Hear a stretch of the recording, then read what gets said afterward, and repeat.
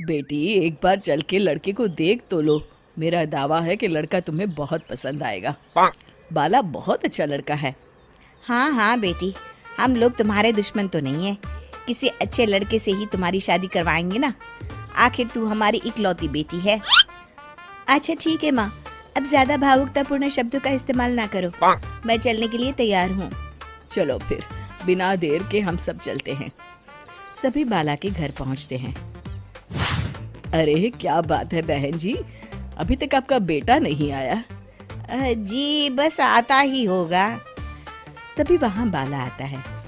लो जी आ गया मेरा बेटा। ये लोग तुझे देखने आए हैं और ये इनकी बेटी नम्रता है। बाला के सर पर बिल्कुल बाल नहीं होते।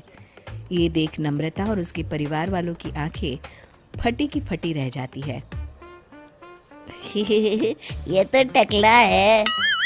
हे भगवान, माँ पिताजी, आप दोनों एक टकले से मेरी शादी करवाने वाले थे। अरे ये तो पूरा उजड़ा चमन है। देखो बेटी, इस तरह किसी का मजाक उड़ाना गलत है। किसी के बारे में इस तरह की बातें नहीं करते। बालों का क्या है, वो तो आते जाते रहते हैं। लड़का टकला है तो क्या हुआ, इंजीनियर है, अच्छा खासा कमाता है। आप चुप रहिए जी। इसकी तरफदारी इसलिए कर रहे हैं क्योंकि आपके भी सर पर बाल नहीं है। मैंने तो आपसे शादी कर ली, मगर मैं अपनी बेटी की शादी एक टकले से बिल्कुल नहीं करवाऊंगी। अरे ये क्या, कब से आप लोगों ने टकला टकला लगा रखा है? और माफ करना, तुम भी कोई हूर की परी नहीं हो। तुम लोग मेरे घर में आकर मेरी ही बेइज्जती कर रहे हो। निकल जाओ यहाँ से। हाँ हाँ तो जा रहे हैं ना, हमें भी यहाँ रुकने का कोई शौक नहीं है।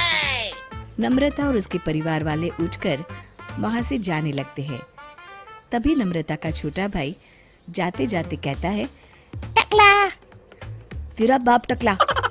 और इस तरह बाला का रिश्ता टूट जाता है। फिर एक दिन सड़क के किनारे एक आदमी घूम घूम कर कंधी बेच रहा होता है। कंधी ले लो, कंधी, एक से बढ़िया एक कंघी ले लो, नए जमाने की कंघी ले लो। अरे भाई ये ले लो। घूमते घूमते वो बाला के पास पहुंच जाता है। अरे भाई साहब, कंधी लोगे क्या? ये लो। तभी उसकी नजर बाला के सर के ऊपर पड़ती है। अरे माफ करना भाई साहब, आप इसे लेकर क्या करोगे? आपके सर पर तो बाल ही नहीं है। आपका तो स्टेडियम पूरा खाली है। चलता हूँ, कंधी ले लो, कंधी ले लो। कंधी वाले की बातें सुनकर बाला को बुरा लगता है। उस समय बाला को ऐसा महसूस होता है कि उसके लिए दुनिया में सबसे कीमती कोई चीज अगर है तो वो सिर्फ बाल है। बाला सड़क पर चलते हुए लोगों के बाल बड़े गौर से दिखता है। चलते चलते बाला एक मंदिर के पास पहुंच जाता है।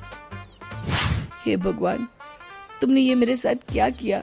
थोड़े से बाल अगर मुझे दे देते तो तुम्हारा क्या चला जाता? सारी दुनिया मेरा मजाक उड़ाती है। अरे भाई, आज पहला इंसान देख रहा हूँ जो मंदिर आकर भगवान से अपने लिए बाल मांग रहा है। बेटा, भगवान ने तुम्हें सब कुछ तो दिया है, अच्छी सेहत है, अच्छी नौकरी है, लगता है तुम्हारी तबीयत ठीक नहीं है। घर जाओ, सब ठीक हो जाएगा। बाला वहां से चला जाता है। घर पहुंचकर बाला खाना खाता है और अपने कमरे में सोने के लिए चला जाता है। फिर सुबह जब बाला सोकर उठता है तो आईने के सामने अपने आप को देखकर हैरान हो जाता है। बाला के सर पर एकदम घने बाल आ जाते हैं। बाला खुशी से झूम उठता है।